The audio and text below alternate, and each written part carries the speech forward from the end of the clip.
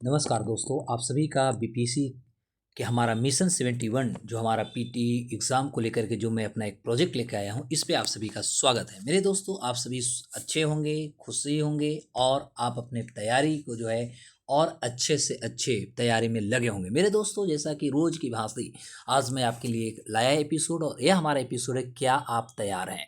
इस एपिसोड में मैं आपसे बात कर रहा हूं कि क्या आप तैयार हैं और यदि तैयार हैं तो कितने आप तैयार हैं। और तैयार हैं तो चलिए आज हम लोग बात करेंगे करंट अफेयर्स का। और इस करंट अफेयर्स में कुछ हम आपको ऐसे नमूना क्वेश्चन देंगे जिसमें आपको ये लगेगा कि अरे यार, अभी तक मैंने क्वेश्चन देखा ही नहीं। और बहुत जल्दी मैं आज आपको घोषणा करूँ, बहुत जल्द मैं लाइव क्लास लेने जा रहा हूँ और इस लाइव सेशन में जो होगा इंडियन पॉलिटी होगा, इंडियन इकोनॉमी होगा और हमारा करंट अफेयर्स से संबंधित हम क्वेश्चन लेकर के आ रहे हैं। बहुत जल्द आपको बीपीएससी प्रीलिम्स से ठीक पहले हम आपके सामने एक लाइव क्लास लेके आएंगे जहां पर हम करेंगे क्वेश्चनों का भंडार और क्वेश्चनों का एनालिसिस, विश्लेषण और आप उसका लेंगे एंजॉय। उसके बाद आप देखेंगे कि 11वीं प्रीलिम्स में आपका 3 सब्जेक्ट क्या कमाल करेगा। तो दोस्तों, बिना देर किए हुए आज का एपिसोड हम शुरू करते हैं और हमारा आज से एपिसोड शुरू है, क्या आप तैयार हैं 71वीं बीपीएससी को लेकर के। या बिहार का हमारा टीचर होने वाला है, एसएससी सीजीएल बिहार का होने वाला है। क्या ये सारे एग्ज़ाम को लेकर आप तैयार हैं? तो यदि आप तैयार हैं तो चलिए आप क्वेश्चन देखिए। पहला क्वेश्चन है कि प्रधानमंत्री नरेंद्र मोदी के द्वारा देश के किस राज्य से लगभग 103 पुनर्विकसित अमृत स्टेशनों का उद्घाटन किया गया। मैं आपको बता दूं कि प्रधानमंत्री नरेंद्र मोदी जो थे वह आपका राजस्थान, ध्यान देंगे, राजस्थान जो है, राजस्थान के देशलोक जगह का नाम याद रखिएगा। तो राजस्थान के जगह का नाम है आपका देशलोक। तो राजस्थान का जो देशलोक है, देशलोक से देश के लगभग 18 राज्यों की मैं बात कर रहा हूँ। देश के 18 राज्यों और केंद्र शासित प्रदेशों के लगभग देखिएगा तो 86 आपका जिला होगा, 86 आपका जो जिला होगा में 103 आपका जो है पुनर्विकसित अमृत स्टेशनों का उद्घाटन किया। और अमृत भारत स्टेशन योजना के तहत लगभग देखेंगे तो 1300 से अधिक जो हमारा रेलवे स्टेशन होगा उसका पुनर्विकास का प्रस्ताव रखा गया है। और इस योजना की शुरुआत जो है 2022 में की गई है। तो इस तरह से इस प्रश्न का जवाब आपका जो होगा वो राजस्थान हो जाएगा मेरे प्यारे दोस्तों। दूसरा क्वेश्चन है कि भारत के रजिस्ट्रार जनरल द्वारा जारी रिपोर्ट जो 2021 के अनुसार आपको बताना है कि किन राज्यों में वार्षिक अशोधित जन्म दर में गिरावट राष्ट्रीय औसत से लगभग 2 गुना या दोगुनी गति से रही है। तो अब देखेंगे, इसमें देखिएगा तो भारत का जन्म दर यदि हम 2016 से लेकर के यदि हम 21 के रिपोर्टों की बात करें तो लगभग 2016 से आप 21 के रिपोर्ट आप देखिएगा तो 2016 के 21 तक रिपोर्टों की हम यदि बात करें तो हम ओवरऑल हम ये कह सकते हैं मेरे प्यारे दोस्तों कि ये जो है इसमें आपका लगभग 1.12 जो है की दर से घटी है लगभग। और इस तरह से तमिलनाडु जो है, तमिलनाडु में लगभग 2.35% यदि देखिएगा तो 2.35%। वहीं यदि दिल्ली की बात करें तो दिल्ली में लगभग देखिएगा तो 2.23%। और केरल की यदि मैं बात करूं तो केरला में लगभग देखिएगा तो केरला में लगभग आपको अकॉर्डिंग टू डेटा हम कह सकते हैं लगभग 2.05% जो होगा एक केरला में होगी। तो इस तरह से हम कह सकते हैं चाहे तमिलनाडु हो, दिल्ली हो या केरला हो, ये सभी जगह गिरावट दर्ज की गई है दोगुनी। और उत्तराखंड एकमात्र भारत का ऐसा राज्य है, उत्तराखंड, जहाँ पर जो है 2016 से 2021 के बीच में आप देखिएगा तो आपका जन्म दर में वृद्धि हुआ है, एकमात्र उत्तराखंड। इसलिए इसका आंसर आपका सभी का सभी हो जाएंगे, यानी ऑप्शन आपका डी हो जाएंगे। अगला क्वेश्चन है कि 5वीं समुद्री मत्स्य पालन जनगणना में लगभग कितने तटीय गांवों को कवर किया जाएगा। देखिए, एक्चुअली क्या है कि भारत सरकार जो थी, इसमें भारत सरकार आपकी 5वीं समुद्री मत्स्य पालन जनगणना की शुरुआत की है। और इसका उद्देश्य ये है कि देश के जो तटीय क्षेत्र हैं उनमें समुद्री मत्स्य जो समुदाय हैं उनका व्यापक डिजिटल डेटा संग्रह किया जा सकते हैं, इकट्ठा किया जाए।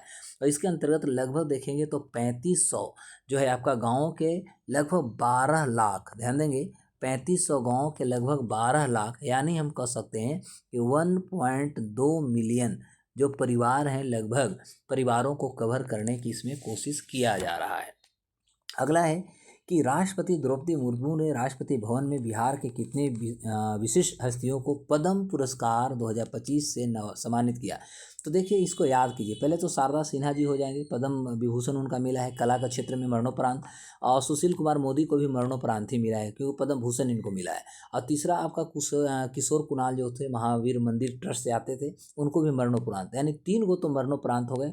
और शारदा सिन्हा को पद्म विभूषण मिला है, सुशील मोदी को पद्म भूषण मिला और किशोर कुणाल जी को पद्म श्री मिला। भीम सिंह भावेश जो हैं ये जो है पत्रकार हैं, इनको पद्म श्री मिला है। हेमंत कुमार को पद्म श्री मिला, निर्मला देवी को पद्म श्री मिला और एक और थे आपका विजय नित्यानंद सुरेश्वर जी जो संत हैं और इनको भी पद्म श्री। इसलिए टोटल यदि देखेगा तो बिहार से टोटल 7 लोगों को जो है वो पद्म पुरस्कार, विशिष्ट पद्म पुरस्कार से नवाजा गया, जिसमें 1 पद्म विभूषण और 2 पद्म भूषण और उसके बाद जो होगा 4 जो हो जाएगा आपका पद्म श्री हो जाएगा। और इसमें याद रखिएगा कि 3 जो होगा 3 आपका मरणोपरांत होगा, 3 आपका मरणोपरांत होगा, ये भी आप याद रखिएगा। 5वां आपका क्वेश्चन है कि भारत में सामाजिक सुरक्षा कवरेज वर्ष 2015 से लगभग 2025 के बीच में देखा जाए तो 19% से बढ़कर कितना हुआ, यानी 10 साल में जो है सामाजिक सुरक्षा कवरेज देखिएगा कितना बड़ा। तो इसको आप रिपोर्ट एक पढ़िएगा आप, अंतर्राष्ट्रीय श्रम संगठन जो होता है ILO, तो इंटरनेशनल लेबर जो ऑर्गेनाइजेशन से इसके रिपोर्ट के अनुसार हम कह सकते हैं कि भारत में सामाजिक सुरक्षा कवरेज जो है लगभग 2015 से लेकर के 25 के बीच में जो है यह आपका पहले 19% था, लेकिन 19% से बढ़ करके ये लगभग अभी देखेंगे तो 64.3% तक बढ़ा है। और अब हम लगभग कह सकते हैं कि लगभग 94 करोड़, ध्यान देंगे, लगभग 94 करोड़ यानी 94 करोड़ लोग जो है कम से कम एक सामाजिक सुरक्षा का लाभ अभी ले रहा है या कवर हो चुका है। और भारत सामाजिक सुरक्षा कवरेज के मामले में विश्व में यदि देखा जाए इंडिया का, तो भारत जो है दुनिया में 2nd पोजीशन पर आता है जहाँ पर सामाजिक सुरक्षा सबसे ज़्यादा दी जाती है। नेक्स्ट क्वेश्चन है आपका कि किलादी उत्खनन स्थल किस राज्य में स्थित है। किलादी, ध्यान देंगे। तो आपका अगला क्वेश्चन है किलादी उत्खनन स्थल किस राज्य में है। तो देखिए किलादी उत्खनन जो है आपका मुख्य रूप से मद्रास यानी तमिलनाडु में आ जाएगा। और ये शिवगंगा जो जिला है ना तमिलनाडु का, जो आपका शिवगंगा जो जिला है, ये शिवगंगा जिला में आपको देखने को मिलेगा। और यहाँ पर एक वैगई जो है आपका वैगई नदी है, ध्यान देंगे। तो जो वैगई आपकी नदी है शिवगंगा, जो आपका जिला के वैगई नदी के किनारे मुख्य रूप से किलादी उत्खनन जो है इसकी शुरुआत हुई है, स्थल हुआ है। और यह स्थल जो है संगम युग की हम यदि बात करते हैं तो संगम युग की एक प्रमुख शहरी बस्ती का यहाँ से प्रमाण मिल रहा है। संगम बस्ती की मैं बात कर रहा हूँ, संगम युग की बात कर रहा हूँ। तो यहाँ से एक विकसित कर सकते शहर का जो है यहाँ से हमें प्रूफ मिला है। अगला है 7वां कि सुप्रीम कोर्ट ने किस राज्य में सभी आगमिक मंदिरों की पहचान करने का निर्देश दिया है। तो इसका भी जवाब जो आपका हो जाएगा यह आपका तमिलनाडु यानी मद्रास ही हो जाएगा, क्योंकि सुप्रीम कोर्ट जो है मद्रास हाई कोर्ट के द्वारा एक गठित समिति के निर्देश पर उन्होंने तमिलनाडु में अगले 3 महीना यदि देखिएगा तो अगले 3 महीने के लिए उन्होंने कहा है कि इसको जांच करके आप रिपोर्ट सौंपिएगा। और ख़ासतौर पर वो जो आगमिक जो मंदिर है उसका पहचान के लिए। और इस समिति का अध्यक्ष जो बनाई गई है, इस समिति के अध्यक्ष आप देखिएगा तो पूर्व कह सकते एक्स जो हैं वह पूर्व जज रह चुके हैं और उनका नाम है जस्टिस एम चोकलिंगम। जस्टिस जो है एम चोकलिंगम जो है, ये एम चोकलिंगम को जो है इसका अध्यक्ष बनाया गया है। और इन्हीं की अध्यक्षता में जो है वह आगमिक मंदिरों की पहचान करने की कोशिश किया जा रहा है। 8वां नंबर का है कि भारत के चिकित्सा और स्वास्थ्य पर्यटन में कितने प्रतिशत की वृद्धि हुई है। भारत की बात करें, भारत का चिकित्सा और स्वास्थ्य पर्यटन के क्षेत्र में देखा जाए तो इसमें कितना प्रतिशत का वृद्धि हुआ है।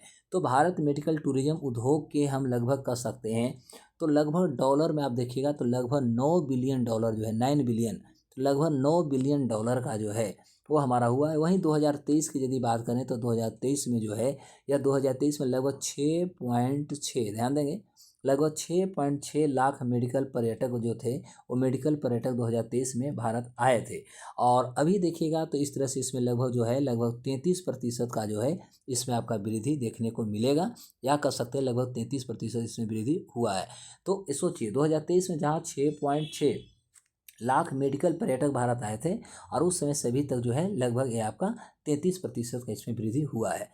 लग रहा हो आप लोगों को क्वेश्चन की कहाँ से ये सब क्वेश्चन सारे सेट किए। देखिए इसी तरह क्वेश्चन आपको एग्जाम में पूछने वाले हैं, हड़बड़ाइएगा नहीं।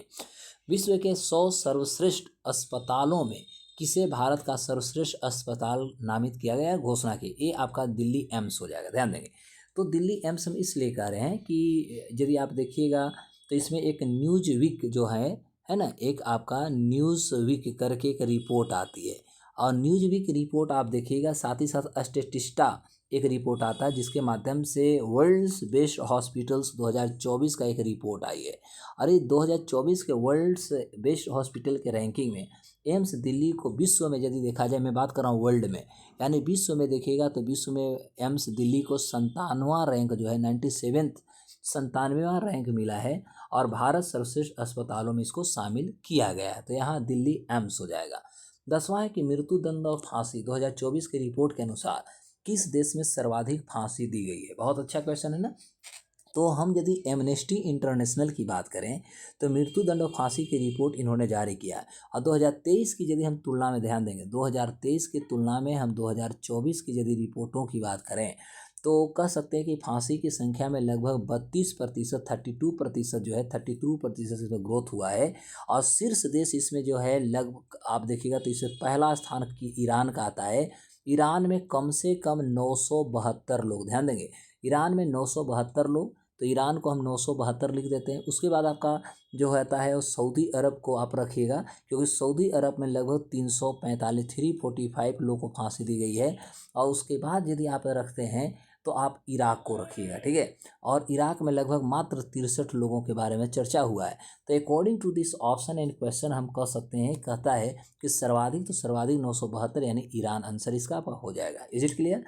नेक्स्ट क्वेश्चन है कि अहमदाबाद विमान दुर्घटना जो हुई थी, कुल कितने मृतक विदेशी नागरिक पाए गए।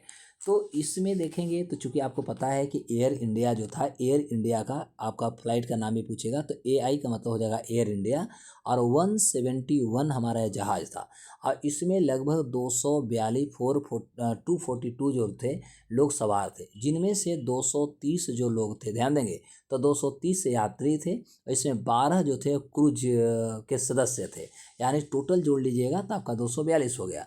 अब इसमें से 242 में से 241 लोग जो हैं ये मारे गए हैं, या कह सकते हैं डाइड हो गए, मर गए, ठीक है। और इसमें केवल एक यदि देखें, केवल एक जो नागरिक था वो ब्रिटिश नागरिक था, ब्रिटिश नागरिक जो था जीवित बचा था। और मृतकों में 169 भारतीय थे और 53 ब्रिटिश थे, और इसमें लगभग ये जो थे 7 पुर्तगाली थे, 1 कनाडाई थे। तो आप इसमें जोड़ सकते हैं, मृतक में 169 भारतीय हुए, अब 53 आपका ब्रिटिश हुए, ध्यान देंगे। तो 53 जो थे और 53 जो थे आपका ब्रिटिश नागरिक थे। उसके बाद 7 जो थे है ना वो आपका पुर्तगाली थे, यानी 53 और 7 कितना हो गया, 60 हो गया, और 1 कनाडाई थे, यानी टोटल आपका 61 जो थे, 61 विदेशी नागरिक मारे गए। तो दोस्तों आपको ये एपिसोड कैसा लगा, आप हमें इस एपिसोड के बारे में कमेंट के माध्यम से आप हमें बताएंगे। आपको बहुत कुछ आपने सीखा और आपको मज़ा आया तो आप हमें बताएं, और आपको बहुत जल्द मैं लाइव सेशन लेके आ रहा हूँ जहाँ पर हम बात करेंगे इस तरह के क्वेश्चन का, और इसी तरह क्वेश्चन का हम करेंगे एनालिसिस, जहाँ पर आपको लगेगा कि आज हमने कुछ सीखा है। तो इसी तरह हम लोग अगले एपिसोड के तहत मिलेंगे, और आपको ये तीनों सब्जेक्ट जो है, तीनों सब्जेक्ट के लिए भी आप हमें कॉन्टेक्ट कर सकते हैं, पॉलिटी, इकोनॉमिक्स और करेंट IR। तो नमस्कार दोस्तों।